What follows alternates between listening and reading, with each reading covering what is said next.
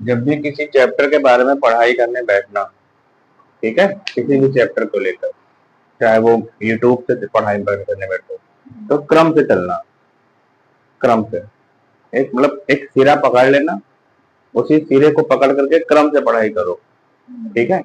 तो हर बात उनको समझ में आएगी डिटेल में, कहीं पे फंसोगे नहीं।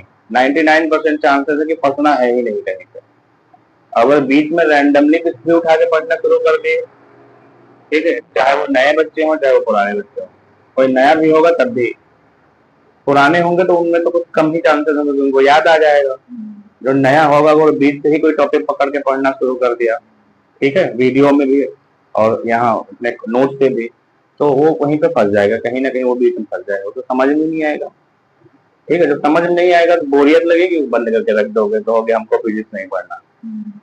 और अगर किसी चैप्टर को तुमको पढ़ना है, उसका एक सिरा पकड़ लो, नंबर 1 से पकड़ लो, आगे सबसे पहला जो वीडियो या हेडिंग है, और क्रम से पढ़ना शुरू कर दो, ठीक है। और क्रम से पढ़ना जब शुरू करोगे ना, कहीं नहीं फंसोगे, और बहुत अच्छा भी लगेगा, समझ में भी आएगा, कहीं नहीं फंसोगे।